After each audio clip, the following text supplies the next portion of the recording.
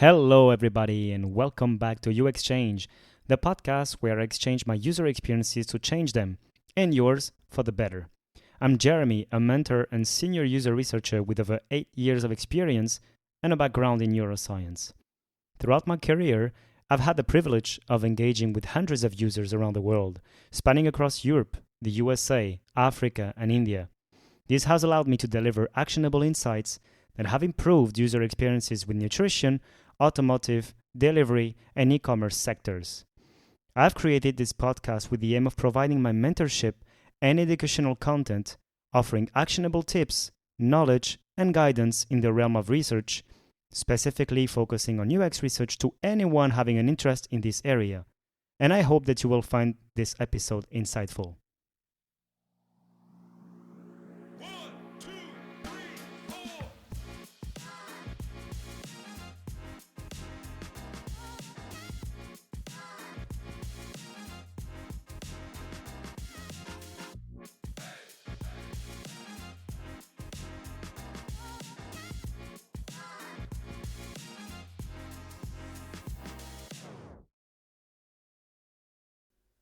Let's jump right in. Welcome back, everybody, for this second episode of this 2-episode series dedicated to how to transform job applications into successful job interviews.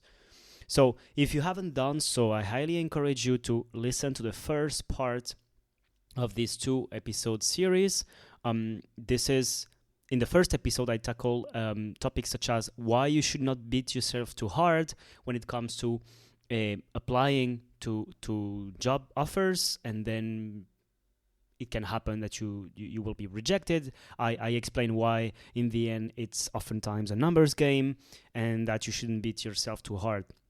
Then some tips about what to think about what you do and do not have control over, the importance of communication and what to scan in a job application, and how to prepare, how you should eventually filter your job offers, and filter first the job offers, of course, but also filter according to your skills, to your interests. In my opinion, as I was saying in the first episode, interests is almost the most important part. Of course, skills, it's self-explanatory and it's evident. The skills, whether you have them at 50% or you don't have them, and then it's up to you to apply. If you think you do not have all of them, I highly encourage you to do so, because it's rare to comply 100% with the job offer.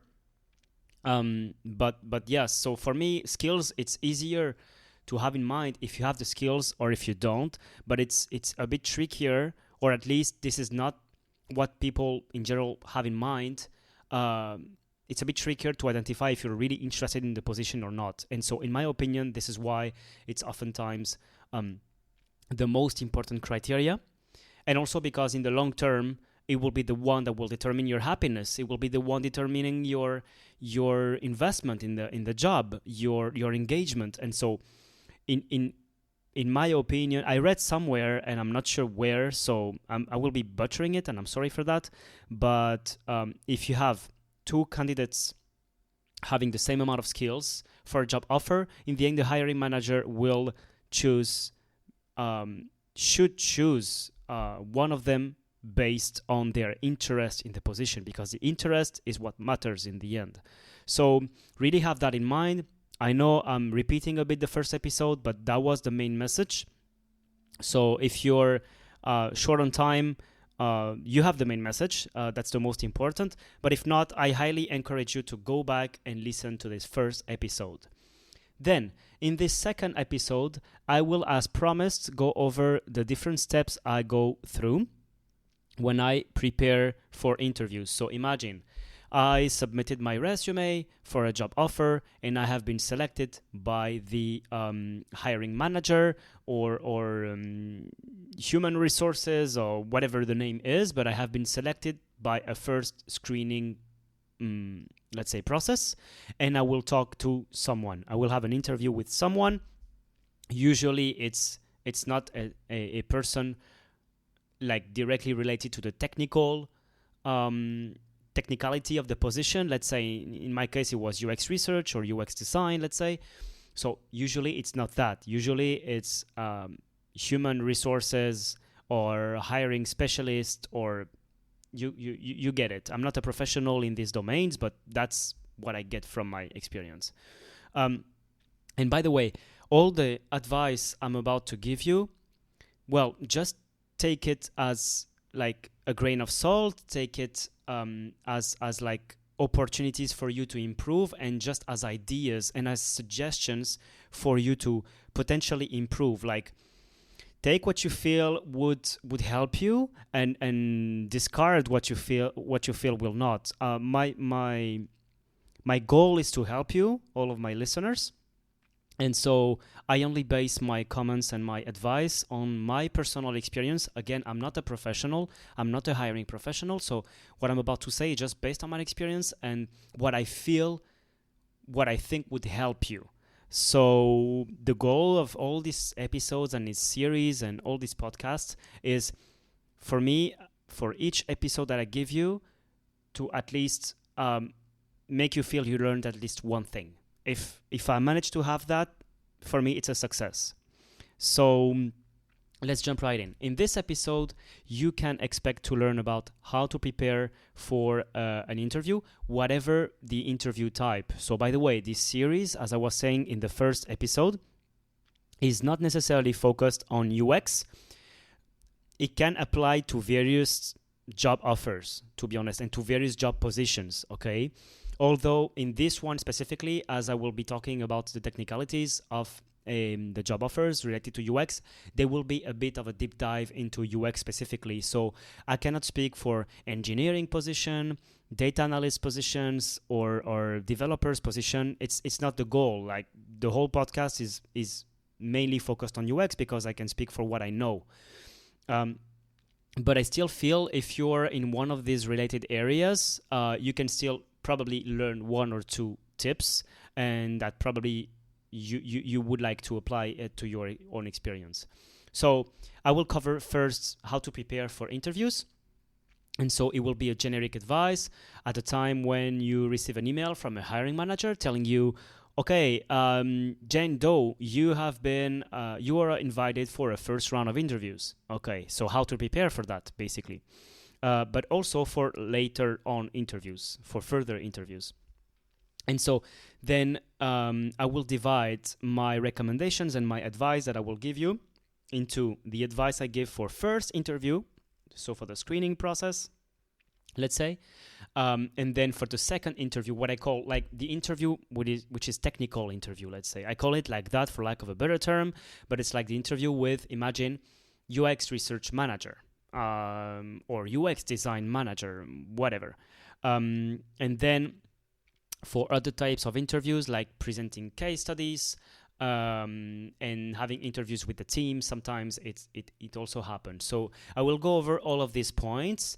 And again, I hope you will learn at least one thing. So how to prepare for interviews overall in general. So first of all, when you are in an interview, whatever the type of interview, you should project confidence. You will speak about yourself. So who is better positioned than yourself to speak about yourself? So you should be confident speaking about yourself. If it's not the case, go back and prepare. Rehearse. I know it sounds silly, but usually if you feel some friction, I myself experienced a lot of friction. I used to go to interviews not prepared because rehearsing would cause me a lot of stress. Just rehearsing, it would put me in a position of discomfort. And so I was like, putting this putting this to later. I was like delaying that. And so in the end, happened that at the very minimum, I was not preparing anything and going to interviews unprepared. This is a bad idea. Sometimes it went well, but it's not a usual desirable thing to do, okay? Then second level is like I would go to the interview having prepared like 1 hour before. Still not good, you know. I would really give you the advice of preparing, rehearsing, and if you feel friction to do something that you know you should do, or that you feel like kind of guilty about not doing it, but you feel friction to do it, it means you should do it.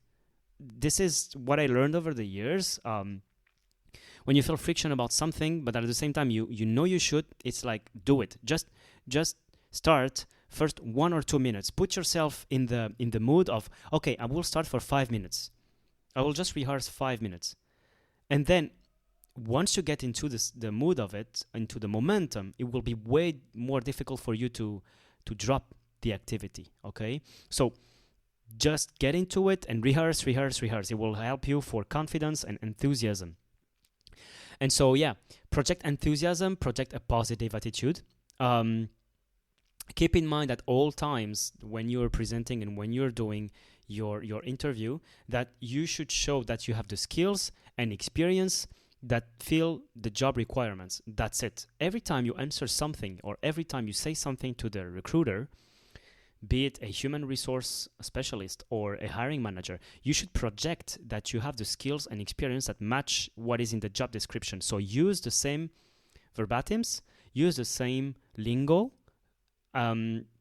language that they use, and always connect the dots. Always, when you're asked about something, about your past position, past experience, for instance, connect the dots. Okay, I did that, so that allowed me to develop A, B, C skills, which is what would help me in that position. Always connect the dots. Then when you're about to enter any kind of interview, so this is kind of formalities what I'm saying now, but it's still useful. And to be honest, I know it might be silly, but I made those mistakes. So one of these is like silence your phone. Okay, if you have the opportunity to silence the doorbell, it could be useful. Happened to me that someone knocked at the door or rang at the doorbell. It's really uncomfortable. It's not a position you want to be in if you have the opportunity. If not, and if it's an emergency, of course, do what you have to do. But that's the idea. Then when you talk to someone, if it's on a webcam, or of course in real life, of course, do smile and make eye contact. But if it's through Zoom, for instance, consider looking at the camera instead of looking at your screen. That will make the interviewer feeling like you're looking at them. I know it sounds a bit silly and difficult to do it, but with a bit of training, you can do it. And it feels a bit more natural, to be honest. And also I would say be really honest about what you know or don't know. If you don't know about something, be honest. Say you don't know yet. Just mention you don't know yet, but show interest and show willingness to improve and show willingness to learn. I have been hiring people over the years, and to be honest, again, differentiating between two people who had the same set of skills, I would choose the one that would show the most interest in learning and in growing. The skills is, of course, what set people apart. It's like the 20-80 rule. It's like the very minimum that set people apart. But then the difference, the cherry on top that would make the difference, is like, yeah, your interest in the position and in learning and in growing. So that would be overall, okay? Overall for all kinds of interviews. Now, when you have any kind of interview to prepare, when you're preparing the interview, so I will expand a bit on the first episode that I did on how I prepare my interviews. So the first episode was more about how I scan for job offers and how do I prepare for interviews, but I will repeat a bit the information and then I will move forward, diving deeper into each kind of interview and how you can specifically prepare for each kind of interview. So first of all, when you have any kind of interview, you should, of course, be prepared and research. Even more if you do something related to UX research, you should show you're able to do research. Like, it's the very basics. So research the company, research the team. Okay, so what can you do to research the company? First of all, you can review the employer's website. Just go over the employer's website and scan for information, the page that says about us, things about their value, their mission, if you have it. Go over their LinkedIn page. On LinkedIn, sometimes the information is a bit more digestible because they have to comply with the with a certain format, like you have an about page and then you have latest posts and so on. So it can be handy. You review any online content relevant for the role and the position. So for instance, if you know you will join a team called, I don't know, the payout experience team at ABC company, imagine something like a MasterCard or PayPal, whatever. I don't know. You will join a pod, right? Called payout experience team. I don't know. Well, look out for this team. Try to search for that team. If you find a microsite or something about them that will describe them, okay? Stay current on industry news. Read daily news sources. So specifically, if you're in UX, that can apply, of course, for engineering, for development, for design. Look for current industry news in that area, because if you land the technical interview, you will be asked about this, okay? But also related to this industry, because in the end, we are kind of, if we are a developer, if we are a UX researcher, designer, we are providers of services in a kind of industry, right? So whatever we are doing, we could apply it to many different industries. And this is the case for a lot of jobs. Even if you're a human resource specialist, you can work in retail, we can work in e-commerce, you can work in technology, okay? So you have a set of skills, but then you should apply it to different kinds of industries. So stay current not only on your domain expertise, knowledge, whatever you want to call it, but also stay current on the industry news. So for instance, if you apply for an e-commerce position, look out for e-commerce trends and so on. So at least you will know about this. The day of the interview, what I used to do, or one day before if you want to feel more comfortable, is to look for news about the company itself. So you can do some Google search on the organization on the day of the interview. You can go to their Twitter, well, X. You can go to their LinkedIn, Instagram if they have any, and look out for information and build your kind of knowledge base about the company. My 2 cents about this is, you will see everything is interlinked with my first episode, and that's why I highly encourage you to go to listen to my first episode. Because in the first episode, I tell you to scan for job offers that you are really interested in. Why? Because at this step, if you have 1 million interviews in 1 week, you will have to repeat this process for all of your interviews. And if you're not really interested, it will really be a pain to do that, to go look for each company and then fake an interest in that company. No. Really, I really advise you against doing that. So that's why search for news on the company, but like the day of the interview through Google. You can also make use of some AI tools. A really useful AI tool I use is, at least on my side, is Webpilot by ChatGPT. I ask for news about a company, like really recent, and that's it. I have everything on this company. Of course, it's not the only thing that I use, but it can be handy. If you have the, let's say, courage or audacity, let me put it into those words. Not everyone is able to do it, and I can understand. Feel free to connect with someone who works there directly. Maybe to learn more about the position, learn more about the team. More often than not, I think people are really pleased to talk about their position, about their experience, about the team. They would be really glad to do it. I honestly don't know how that process works in general and how accepted that is. That's an assumption I have, that if someone reached out to me for a position, I would be really happy to help. It happened in the past, and I would be happy to help. And then once you have that, so that's the basics, and then combine that with what I said in the first episode, which is, over the years, I developed a process and a system to prepare for interviews using the 20-80 rule. If you don't know this rule, it's really simple. It's, if you have 100% of energy or effort that you can produce, okay, let's divide it into 20% and 80%. If you do 20% of your efforts, it will achieve 80% of the results, okay? So it means that usually in life, there is a way for each task that we do or each exercise that we do to maximize the output and minimizing the input. Of course, to some extent, and everything is relative, but that's the idea. And for me, applied to job applications, I really found my process. It's really simple. So you scan the job application that you already selected in the first step that I mentioned in my first episode, and you look for two main categories in this, two main buckets. There is a bucket that is like, what will interest you about this offer? Why you want to apply, okay?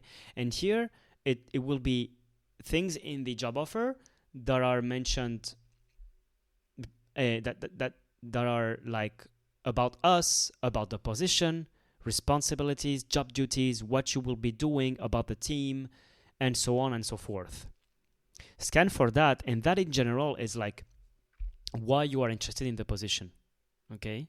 And the second bucket is basically skills, what they look for, expected skills, job requirements, not job requirements, sorry, but it's like minimum qualifications, for instance. So it's oftentimes, so it's more about you.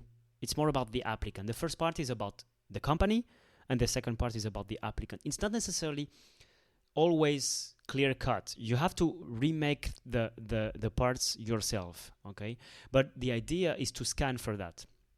Once you have that, so you extract all of this job offer into two columns, and then in front of each column, or at the bottom, or in front of each thing, you just extract the words and the sentences that are useful for you to prepare for the interview. It's as simple as that. So for instance, you have the first column, which is about job duties, job responsibilities, who we are, our team, our processes, and so on. Well, you have that, you extract each of the sentences that really made you apply. And again, if you listen to my first episode, you will see that this is an exercise that should already have been done when you select, first of all, your job offers. And then the second column, which is about you, about your skills, about your qualifications, also extract everything that you possess.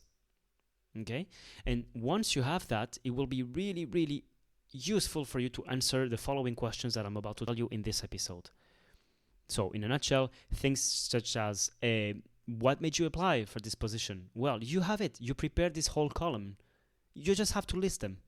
You just have to list. Or why should we hire you? You have it. You prepare this column about the skills that you expect and the ones that you think you are feeling, you are matching. It's as simple as that. Of course, this is a first step. This is a 2080. But then you have to do more work. It's like, okay, the skills, it's not about just listing them. It's about proving. It's about, it's about making some proof statements, like relating that to your past experience, giving some examples, and so on.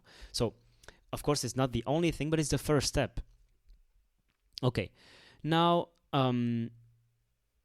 let's dive into some of the most common questions that you will be asked. And again, following this 2080 principle is like, what is the minimum you can prepare that will maximize your output? You will see it's really mechanical, and it's oftentimes the same things that come over and over again in interviews. So, for instance, some questions that you can be asked, I will divide them into background questions, process questions, behavioral questions. And then about your process, and then you will have some case studies, okay? And I need to emphasize that some of these categories are asked only in some types of interviews in general. So, for instance, in the first interview with the human resource specialist, you will be asked mainly background questions, so questions about yourself, your background, basically your education, your professional background, and then probably in technical interviews, you will be more asked about your process, about behavioral questions. I will go into each one of them.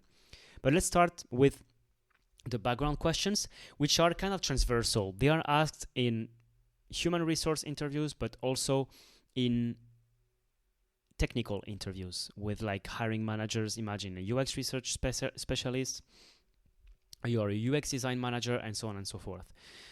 So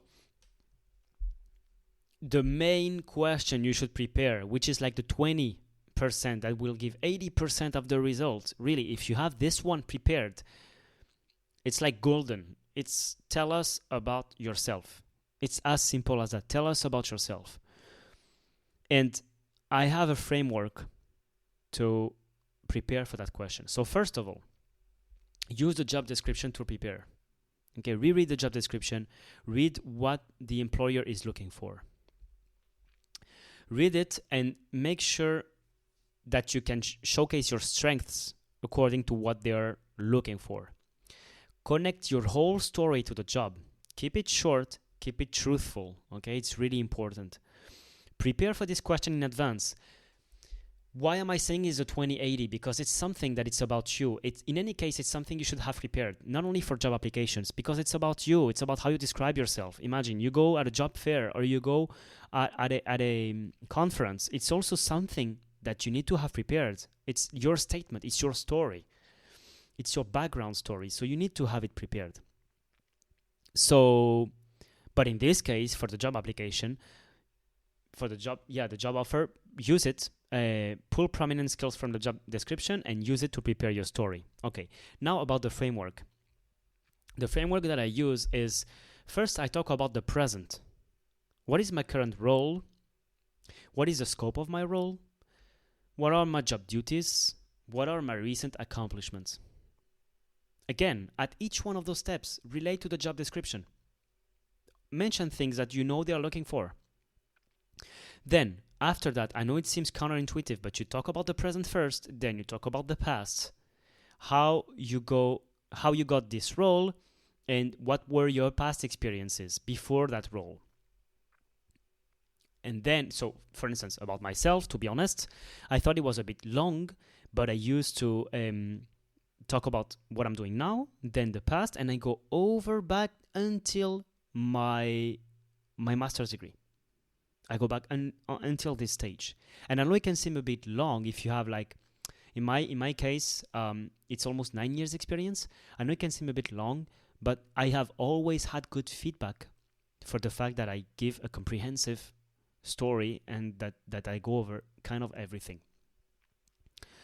Because in the end, the hiring managers thanked me a lot of times because it allowed them not to ask questions regarding this. Like, I already talked about this, so then there is no need to ask more questions. And then we can move forward and we can ask better questions on top of that, you know? So it really eases their work and helps them to build a better picture of you. And also, you come across as someone who know how to introduce themselves and how to talk about themselves. So that's really important. And then, so present, past, and then future. So now that you talked about, okay, now I'm doing this at this work at XYZ. I lead a team of blah, blah, blah. This entails skills such as blah, blah, blah. Okay? Then you talk about the past. Before I was doing that, I transitioned to this job because I was looking more for that, or I wanted to land a job in that industry to gain some skills in that sector, you know? And then you talk about the future. You can say, okay, now I'm looking for this position, kind of, or this sector or this industry because I want to learn more about XYZ. And that's why I applied for your position, because it seems that it's aligned with my career goals. That's it. As simple as that. It can be as simple as more or less 3 to 5 sentences if you want it to. For me, it's always a bit longer, but it doesn't matter. So that's the one that will be always asked by hiring managers, by human resource specialists, and so on and so forth. At the very beginning, you can be sure you will be asked this. So if you prepare for it, it's like you put one foot in the door already. Okay, so that's the first step. Then you should work on some traditional questions, also related to the background, which can be, for instance, what are your strengths? What are your weaknesses? Why do you want to work here? And why should we hire you? So this is very generic, and this is more something that human resources can ask you, hiring specialists. I don't know how to call it, sorry. But basically, what I was saying about why do you want to work here and why should we hire you? It's very, very simple if you prepare the two tables that I told you, the two columns. Why do you want to work here? Well, you identified in the job description everything that interests you. Then, why should we hire you? Okay, you identified the skills they're looking for and you made the match with the ones you have. Also connected the dots with your experience. So I will not go over this again, but I think if you did the job that I told you before of sorting this into columns, it will be way easier. Then you have two types of questions that are a bit destabilizing sometimes. It's like, what are your strengths and what are your weaknesses? So let's start with the weaknesses.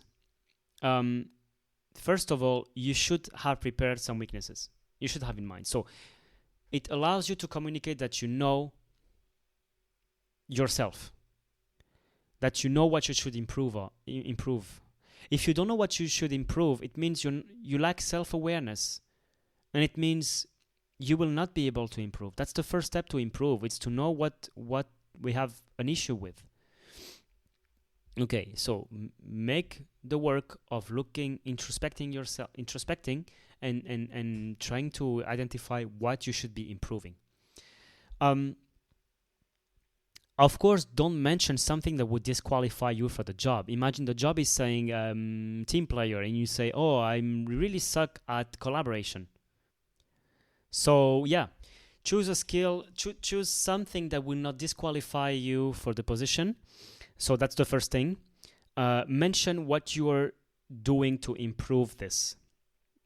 So for instance, in the past, I had the ability to overcommit and under-deliver. I don't know, it's a bit touchy, but I'm giving just an example, okay? You don't have to use the same. Choose something that fits you.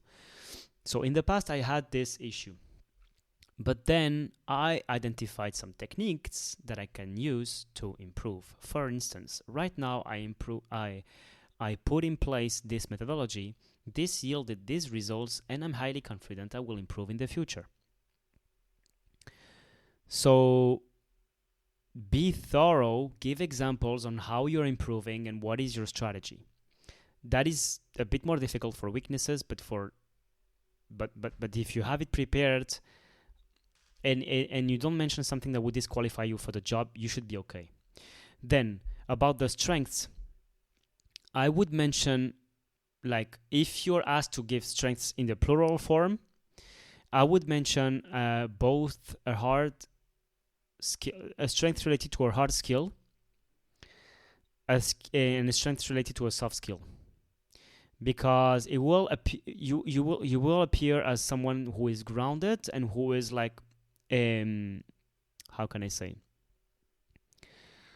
Well, first of all, who is answering many parts of the job description all at once, okay?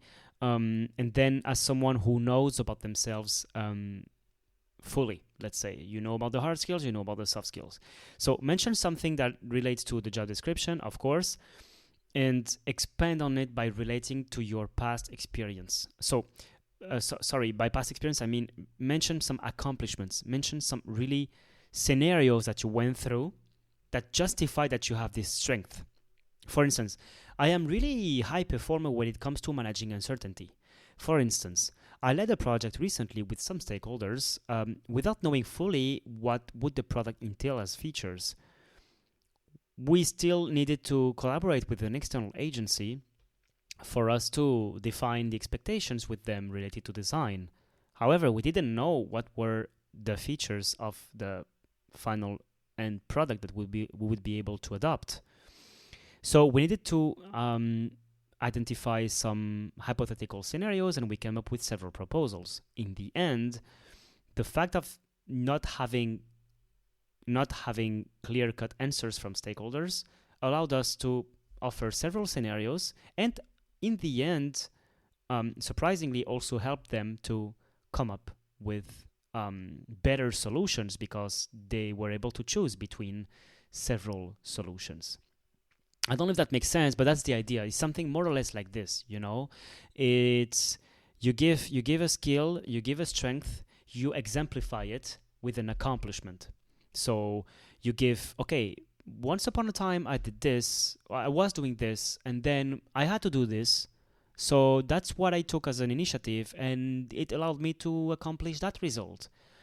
And it proved as a success, or as a you can also mention a failure, but then you improved, and overall it's a strength. You know, that's the idea. And you could do the same for hard skill. So that would be it for the background questions. And what we will do in the next episode is that we will cover, and I'm sorry in advance, I had told in the first episode and in this one that it will be a 2-episode series, but I'm seeing that it will be a bit longer than that, so I prefer to do it in 3 episodes. In the next episode, I will cover the actual technical questions you can be asked by a hiring manager. It will be more focused to UX research, UX design. However, you can try to translate them for other positions if you're interested. So I hope that you learned at least one thing. If it's the case, I really encourage you to subscribe, to allow for notifications so that you will be updated as soon as I release a new episode, to share it with your friends, with your colleagues, and of course, to comment, to reach out. By the way, I have been reached out by mentees who discovered me through my podcast, so you will recognize yourselves. Huge thanks for listening to the podcast, and huge thanks for your trust, and for reaching out. Really, it's really a pleasure, you should know. So again, if you click on the show notes, you will have access to where you can book some mentorship sessions with me, and it's always a pleasure to talk with folks in the UX field. So feel free to book any session if I can help you. It will be a pleasure, and yeah, I look forward to having you on my next episode. Bye-bye. And that's it for today's episode. Thank you everyone for joining me today on UXChange. I hope you found today's episode insightful and valuable. Make sure to subscribe in order for you not to miss the next episode. Share it if you liked it, and leave a review. Thank you for your time and attention. If you have any questions, comments, or suggestions for future topics, feel free to reach out directly to me. You can find all the details in the show notes. And see you in the next episode. Bye-bye.